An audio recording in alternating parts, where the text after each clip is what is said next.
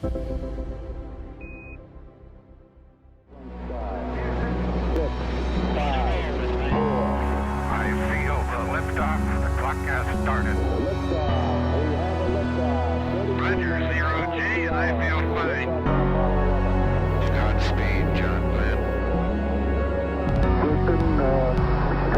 Base here. The Eagle has landed. Roger, Tranquility. We copy you on the ground. New possibilities are opening up for scientific cooperation between countries. 2, 1, 0, 0. Liftoff. Americans return to space as Discovery clears the tower. Discovery, go and throttle up. Discovery, roger. Go for deploy. Stay tuned and to everybody in the shuttle program. The crew is go for launch. Roger. Nice to be in orbit. We have followed in their footsteps to get us where we are today.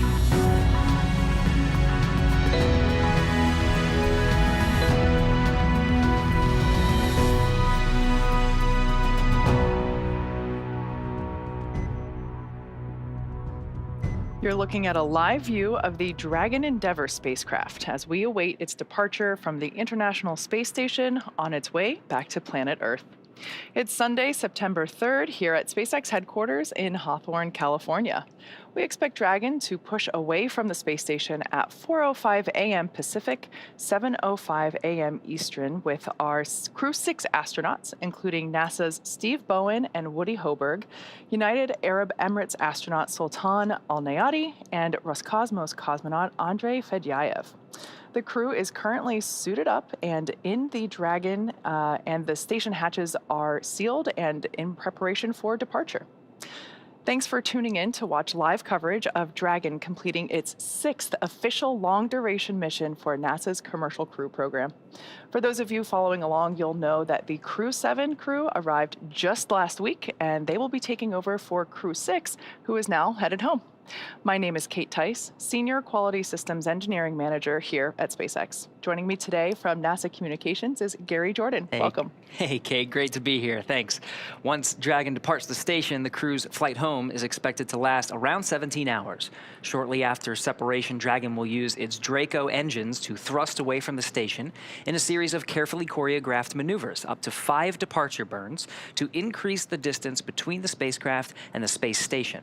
Dragon will also execute a phasing burn to lower its orbit and line the spacecraft up with its landing location. Next on its trip home is deorbit, entry and landing, which covers all operations after the final departure maneuver. That includes trunk separation, closure of the nose cone, a deorbit burn, deployment of the drogue and main parachutes, and finally, splashdown, all off the Florida coast, at which point our teams will recover Steve, Woody, Sultan, and Andre. Dragon is targeted to splash down off the coast of Florida at 12:26 a.m. Eastern Time, 9:26 p.m. Pacific Time, followed by the crew getting picked up at sea by one of SpaceX's recovery vessels. Today on board the space station is Expedition 69 crew, led by Roscosmos cosmonaut and space station commander Sergei Prokopyev. Of course, just like its approach to the International Space Station, Dragon's departure and deorbit is designed to be fully autonomous, requiring no action from the crew on board. NASA astronaut Frank Rubio helped the crew members prepare for departure today and will be watching from the cupola, but the prime departure monitoring role falls on Steve Bowen and Woody Hoburg from inside the Dragon. Mission controls in Houston and Hawthorne will back them up. Let's go over to Leah Cheshire at the NASA Johnson Space Center to talk a little bit about how the space station crew has been preparing to send the crew home and what we can expect from here until Dragon departs from the station. Leah. Thanks, Gary, and welcome to the International Space Station Flight Control Room at the Johnson Space Center in Houston, Texas. The flight control team is primed and ready for this morning's undocking operations. Today's Orbit 1 team is being led by NASA Flight Director Pooja Jasrani, and the Capcom, the person speaking with the astronauts on the International Space Station, is David Brenna. Since Crew-7's arrival just last week, it's been a busy week during our direct handover. Over the last several days, the astronauts worked to pack Dragon full of cargo for the return journey. Along with the crew, Dragon will return cargo back to Earth, which includes some samples for continuing human research and some hardware and other items. Earlier today, Jasmine Mobelli and Andy Mogensen worked to move cold bags and polar freezers, which store cold research samples and scientific experiments, in Dragon Endeavour. All of this cargo is offloaded after we get the crew out following splashdown, and those scientific samples will be sent to researchers for final analysis, some of those samples being received by those researchers even within just a few hours after splashdown. The crew also took time to get their SpaceX suits unpacked and ready for their journey home, and since getting the hatches closed this morning, that Dragon hatch closer coming at 4:19 a.m. Central Time, the astronauts are now suited up and in their seats. They are standing by for undocking. We have the final go, no-go poll coming up in a few minutes, where the SpaceX and NASA teams make their final call for Dragon to depart station. This is one of the many checkpoints in the return that continue all the way up until just before the deorbit burn and have happened over the last several days, giving mission managers multiple chances to assess the weather at the splashdown zones and making sure everything lines up for Dragon's departure. So we're standing by for the final go, no-go, but right now everything continues to look good for an on-time departure. And with that, I will send it back to Kate and Gary in Hawthorne. Separation Dragon is set for SpaceX on the big loop. Final reconfigurations for undock are complete and nominal. NASA and SpaceX teams have both pulled go for the undock sequence start at 1100 UTC. Please confirm that your visors are down and crew are ready for undock and departure.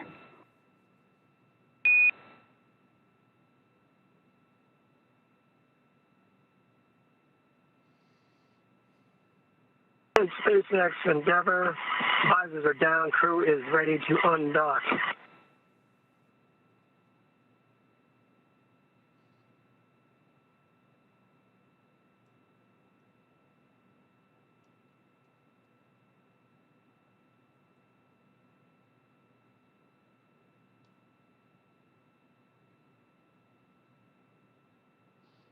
All right, so as we just heard moments ago, we got confirmation that Dragon completed its final configuration and that mission operators are go for the undocking procedure, so that's great. So just like its approach to the International Space Station, Dragon's departure and deorbit is designed to be fully autonomous, requiring no action from the crew on board, which is typically faster and easier this time around since the crew won't have the option to stop at waypoints like we see at when the vehicle arrives. Once the undocking sequence is complete, Dragon will use its Draco engines to thrust away from the station in a series of 5 departure burns, which are carefully choreographed maneuvers that will increase the distance between the spacecraft and the space station. From there, a phasing burn will place Dragon on a trajectory back to Earth. Wrapping up its trip home, Dragon will go through deorbit, entry, and landing, which covers all operations after that final departure maneuver. That includes trunk separation, a deorbit burn, closure of the nose cone, deployment of the drogue and main parachutes, and finally, splashdown off the Florida coast, at which point our teams will recover the Crew-6 astronauts inside Dragon from the water. So as we just heard moments ago, that mission operators have pulled go for undocking. So as you will hear throughout the webcast, both as we approach the station and depart, everything is very carefully choreographed. There's a series of checks to make sure that we are go to proceed to the next step. And in this case, that next step is undocking. That's right. And that will actually initiate the go for undock right at 4 a.m. Pacific time. And we're waiting for that undocking sequence to begin. So once that happens, it'll take less than 5 minutes or so for the Dragon to physically separate from the International Space Station, which has been its home for 6 months. The first step in the automatic undocking sequence is for the umbilicals to retract. These umbilicals connect Dragon systems to the space station. They transfer power, telemetry, and commands between the two vehicles throughout Dragon's stay. Once that's complete, Dragon will unlatch itself from the space station by releasing the 12 hard capture hooks and that will occur in 2 separate phases. All of that combined will take roughly 4.5 minutes. Then Dragon will be ready to depart from station and begin to move itself further and further away by using its thrusters. That's right. Dragon's initial departure from the station is a little different from other docked vehicles like the Soyuz that rely on springs to push them away from the docking port. Dragon executes 2 short thruster firings to undock using a combination of the 12 Draco engines surrounding the base of the capsule, with the first breaking any stiction between Dragon and the docking port, and the second slowly backing the spacecraft away. And we're expecting the call for the undocking sequence to begin in the next few minutes or so. All right, so before they depart the station, let's take a moment to get to know the crew that we're bringing home today. First is Captain Steve Bowen, who hails from Cohasset, Massachusetts, and is married with 3 children. He holds the title of the first U.S. Navy submarine officer to be selected as a mission specialist by NASA. Bowen is also a veteran of 3 previous NASA space flights, including space shuttle flights on STS-126, 132, and 133. During those missions, he and his crew expanded the living quarters of the International Space Station, delivered an integrated cargo carrier, and the Russian mini research module. With this mission, he will have logged an estimated 227 days in space over 4 flights, including 65 hours and 57 minutes in 10 spacewalks. Today, he's the commander of Crew-6. Sitting next to Stephen is pilot Warren Woody Hoburg. The 37-year-old is from Pittsburgh, Pennsylvania. He studied aeronautics and astronautics from MIT before getting a doctorate in electrical engineering and computer science from University of California, Berkeley. During grad school, Hoburg worked as an EMT with the Yosemite Search and Rescue. Crew-6 has been Hoburg's first flight since NASA selected him to be an astronaut in 2017. He is also a commercial pilot with instrument, single-engine, and multi-engine ratings. As pilot for Crew-6, he is responsible for spacecraft systems and performance. Aboard the station, he served as an Expedition 68 and 69 flight engineer and is coming home with 186 days in space and 11 hours, 38 minutes of time outside the hatch on 2 spacewalks. In the role of mission specialist is astronaut Sultan Alneyadi. He was chosen by the Mohammed bin Rashid Space Center of the United Arab Emirates to be a part of Expedition 68 and 69. The father of 5 spent most of his life in Al Ain and Abu Dhabi, but in 2020 traded that in for astronaut training in Houston at the NASA Johnson Space Center. For this has been his first trip to space, so he now also has 186 days in orbit. Additionally, he went on 1 spacewalk, totaling 7 hours and 1 minute. It was also the first trip to space for the second mission specialist, Roscosmos cosmonaut Andrey Fedyaev. Andrey was selected as a cosmonaut back in 2012. He will monitor the spacecraft during the dynamic re-entry phase of flight. While on board station, he served as a flight engineer for Expedition 68 and 69 and will return to Earth with 186 days of time in space under his belt. That's right, and they'll all be undocking here in just a few minutes. Before they actually undocked, they actually had played a game with the flight operations team on the ground, and just moments before we started this broadcast, they exchanged some words. Here's a replay of that moment. Dragon, Houston, on the Big Loop.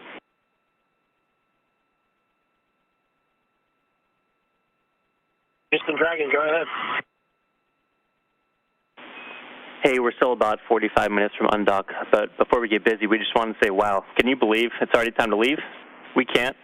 It's been an amazing mission. You've birthed 2 Cygnuses, or Cygni, docked 2 cargo Dragons. You've executed a port relocate, facilitated a private astronaut mission, performed 3 U.S. EVAs and 5 Russian EVAs, copious amounts of critical science, as well as your fair share of maintenance, stowage, and rack swaps. And we didn't really want to mention it, but you also mastered us in chess a few times, too. So you're truly space kings. You've done an incredible job, and to say it's been a pleasure to support you guys during this mission would be an understatement. Let's send you guys home.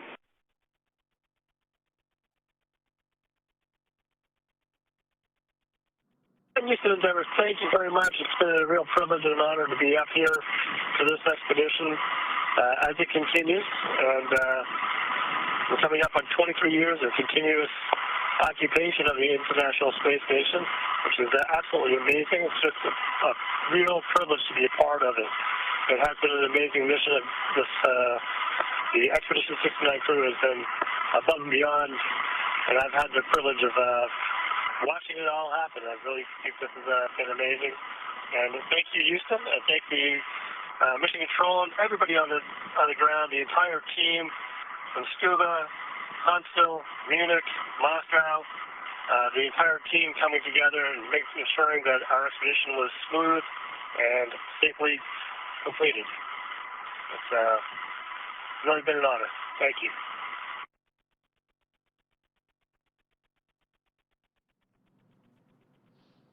So for those of you just tuning in, we are standing by for the command of the undocking sequence.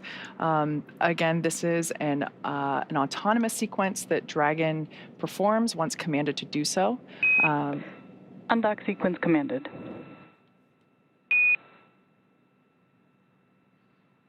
And right on time. There's that call we were standing by for to basically command Dragon to begin the undocking sequence. With Dragon now getting ready to undock, let's head over to Leah in Mission Control at Johnson Space Center.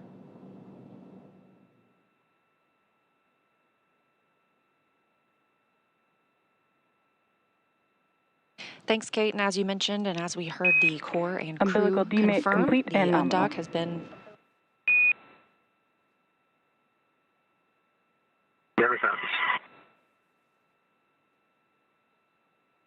Undock has been commanded, and the umbilical, which provided power to Dragon from the International Space Station, has been detached as well. Now the undock command has been sent. However, we are standing by. This process takes a few minutes.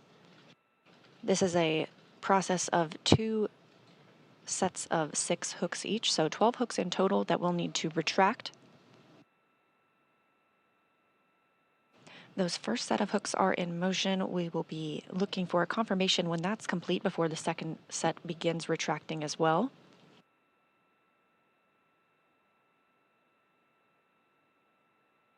We're expecting time of physical separation to be at 6:05 a.m. Central Time, 7:05 a.m. Eastern Time.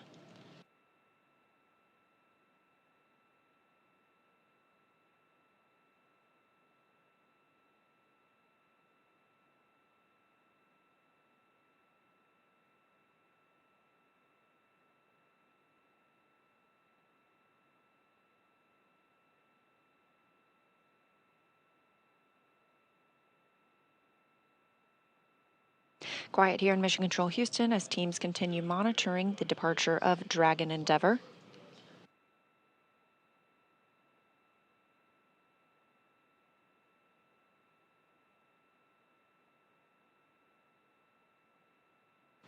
About 3 more minutes until we see physical separation. Those first set of hooks continue to retract.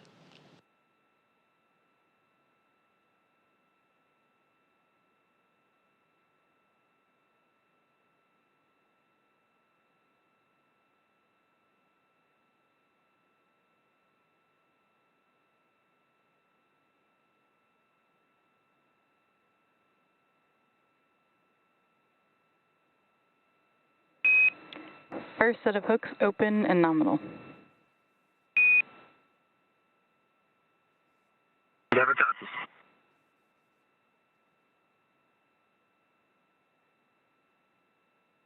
The Crew Operations and Resources Engineer in Hawthorne, California at SpaceX Mission Control communicating with the team aboard Dragon Endeavour. Our Crew-6 astronauts coming home today, Steve Bowen and Woody Hoburg of NASA, Sultan Alneyadi of the United Arab Emirates, and Andrey Fedyaev of Rocosmos.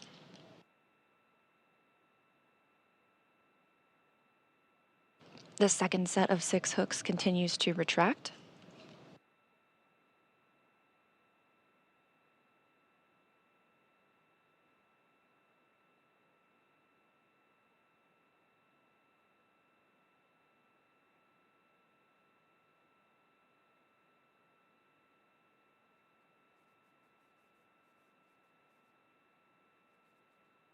After those hooks are fully open, we will see 2 short burns known as undock burn 1 and 2, both just a few seconds long, that will break the stiction or the attachment of Dragon to the International Space Station. Again, we're looking at that in about 1 minute.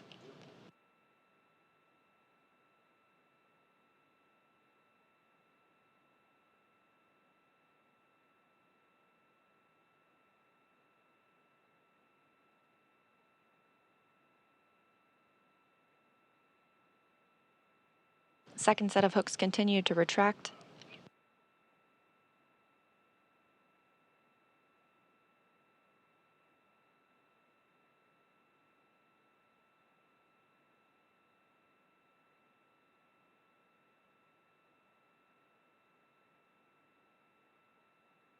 Standing by for undock burns 1 and 2.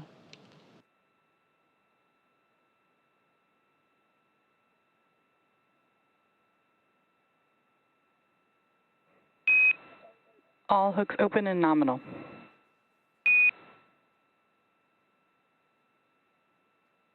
Copy, see the same.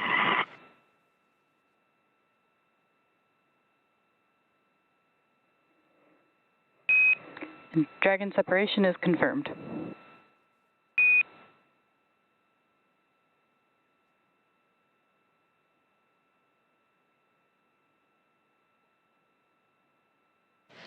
At 6:05 a.m. Central Time, and after 184 days on the International Space Station, Dragon has departed the orbiting laboratory, traveling 256 statute miles over the Pacific Ocean.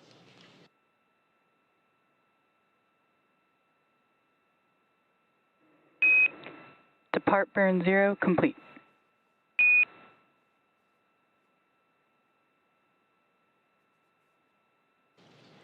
We saw the 2 successful undock burns, 1 and 2, again, both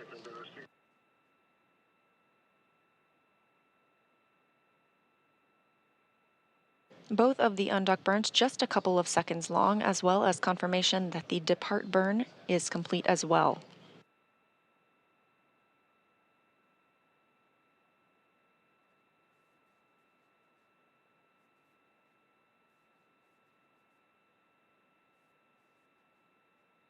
And with the successful undocking, again, that coming at 6:05 a.m. Central Time, right on time, Dragon, Endeavour, and Crew-6 begin their journey back to Earth. We're still monitoring from the International Space Station Flight Control Room here in Houston, but to give us perspective from the other side of the operations, I'll toss it back to Gary and Kate in Hawthorne. All right, thank you, Leah, for taking us through that. Yeah, we had physical separation right on time, 4:05 a.m. Pacific Time, 7:05 a.m. Eastern Time. You can see we're at a nighttime view as the station and Dragon pass over the Pacific Ocean. So we're just seeing the through the middle window there, inside the lit cabin inside the Dragon, as well as the navigation lights, starboard being green and port being red, as Dragon increases its separation distance from the International Space Station, about 45 meters, and going back. Depart 0 after the 2 undocking burns to physically separate and increase the distance from the docking ring. Depart 0 will send Dragon outside the keep out sphere. Keep out sphere has its own set of rules, is a line about 200 meters away from the International Space Station, so we'll get right outside of that, and we'll wait towards depart burn 1. Depart burn 1 will send Dragon outside the approach ellipsoid. You can see the graphic here. Dragon's trajectory will take it zenith. It'll take it above the International Space Station, and from there it will slow down until it executes depart burn 2, which allows the Dragon to decrease its altitude and get to a trajectory about 10 kilometers below the International Space Station in a co-elliptic orbit. For this particular trajectory to meet up with the landing location, the prime location of Jacksonville, Florida, the trajectory allows for 5 departure burns. So we'll see that executed over the next 17 hours until splashdown. We do have a correction to that splashdown time. We're aiming for 12:17 a.m. Eastern Time, which is 9:17 p.m. Pacific Time. And that's again off the coast of Jacksonville, Florida. Continuing to increase separation distance, we're at about 78 meters from the International Space Station. I love this view that we have. It might be a little confusing if you're just looking at it wondering what all the dots are. The lights that we see actually moving on screen is Dragon itself. The red and green represent the port and the starboard side. That white light in the center is actually an interior light shining through the forward hatch of the capsule. So if we would have been able to perform a fly-around maneuver, that is actually one of the windows that they would have been using to take photos. That's right, and with the nighttime views, you can actually see some of the pixels that have been, they're actually dead pixels. They sort of look like very colorful, Christmassy light stars, but it's actually dead pixels on the camera that have been hit by some radiation in space. And this is pretty normal for some of the cameras that we see in space. There's actually programs within the camera that allow there's software within it that allow us to fix some of the imperfections of those pixels. But those are not stars. Those are pixels of the camera. So for those of you that have recently joined the webcast, the Crew-6 crew are there inside Dragon that we see on screen. They are in their spacesuits, they are in their seats. It's been a long morning stepping through all the checks in preparation for the event that we just had, which was Dragon separation. We also executed the first of our 5 departure burns, and we're now standing by for departure burn 1. We're expecting that around 4:10, which is right now, a.m. Pacific. So there's this graphic that we have to kind of give you an idea of the different areas that we're looking at when we're talking about the International Space Station, what it takes to depart. This is an awesome view. You can actually see lights from those Draco thrusters as they fire. That's depart burn 1. It's about a 21-second burn, and you can see it executing right now. Great to have this nighttime shot to actually see those Draco thruster firings. Absolutely. We hear depart burn 1 is complete and nominal. That's a good depart burn 1. Again, that sends a trajectory of Dragon outside the keep out sphere and approach ellipsoid. We'll continue our coverage until Dragon exits the approach ellipsoid, which will end joint operations between the Dragon and Dragon teams here in Hawthorne and the International Space Station Flight Control teams in Houston. Dragon SpaceX on the big loop. Depart burn 1 is complete and nominal, and with that you are go to doff your suits per procedure 4.012, and I'll go ahead and take the cameras external. And just a reminder that ground will be deactivating the big loop following exit from the approach ellipsoid.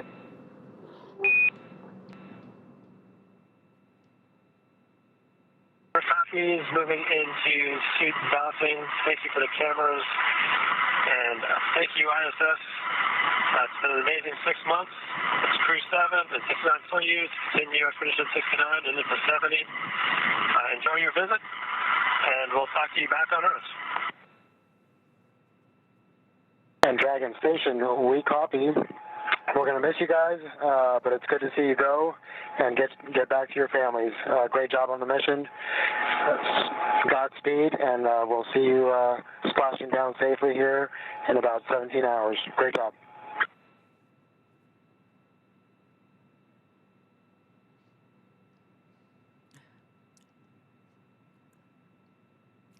All right, to recap some of the exchange there, that was from inside the Dragon, Commander Steve Bowen sending some congratulatory words for a successful separation and exit of the keep-out sphere. Frank Rubio from inside the station saying farewell. On the big loop, this is an audio configuration that allows both teams on the ground, the teams in Houston as well as Hawthorne, and the 2 spacecraft in orbit, the Dragon and the International Space Station, all to talk on one communication loop. Saying farewell to their crew. They're now outside the keep-out sphere, and the next step is the approach ellipsoid. They just got the cue to doff their suits because that next burn, depart burn 2, is not going to happen for another 50 minutes. Gary, you mentioned the keep-out sphere. For those that might be unfamiliar with approaching or departing the International Space Station, It is an imaginary sphere, obviously nothing physical out there, but it's, as you can see there on your screen, as the name indicates, that is the sphere that you have to have, there's a check to enter the keep out sphere as you approach the International Space Station. It's basically this imaginary sphere about 200 meters all around the International Space Station, and as Gary just said, we are now out of it. That's right, and that next sphere outside of that is the approach ellipsoid. Each of them has sort of a set of its own rules, the keep-out sphere and then the approach ellipsoid. That approach ellipsoid is 4 kilometers by 2 kilometers by 2 kilometers, and once the spacecraft is outside of that imaginary line, it has to be on what's called a 24-hour safe free drift trajectory. So that means the spacecraft wouldn't cross into the approach ellipsoid and risk any recontact with the International Space Station for at least 24 hours, even if it lost all maneuvering.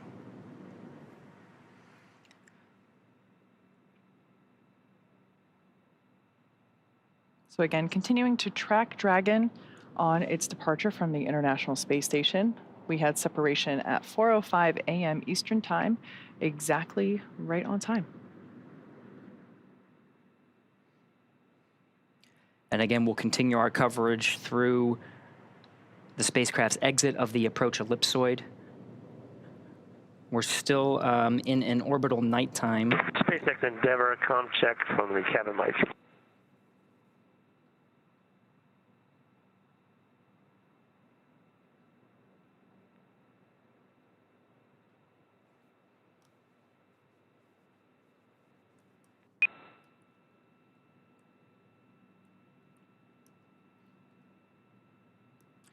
And again, we have you loud and clear as well. The big loop configuration allows, again, the 2 spacecraft in orbit, the Dragon that you see from this screen from one of the cameras on board the International Space Station. It's hard to see because we are in an orbital nighttime, so you can just see the navigation lights as well as the lights from the interior of the cabin through the center window there with the open nose cone.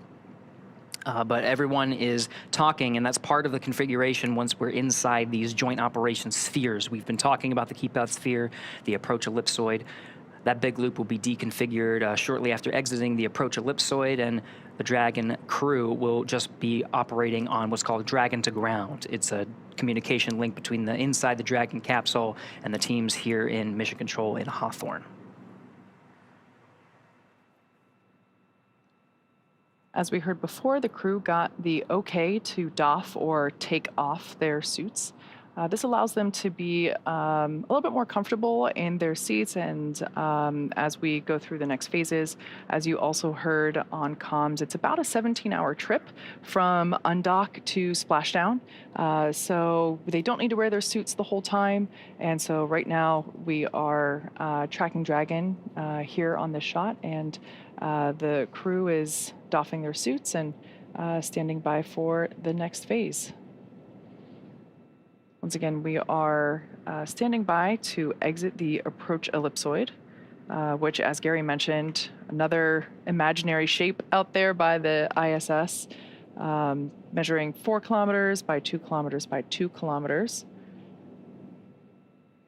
And big difference between it and the keep-out sphere is that the approach ellipsoid, the vehicles outside it have to be on a 24-hour safe free trajectory, meaning that the spacecraft would not cross into the approach ellipsoid for at least 24 hours, even if it lost all maneuvering capability. So we can see those dots from Dragon, those exterior lights, getting further and further away. We were able to see the Draco engines firing as they were performing departure burn number 1. And again, those departure burns 0 and 1 allow the spacecraft to exit those 2 spheres. Kate and I have been talking about the keep-out sphere and approach ellipsoid. We're hearing from the teams, the flight control teams that are monitoring Dragon's progress, that the spacecraft has exited the approach ellipsoid.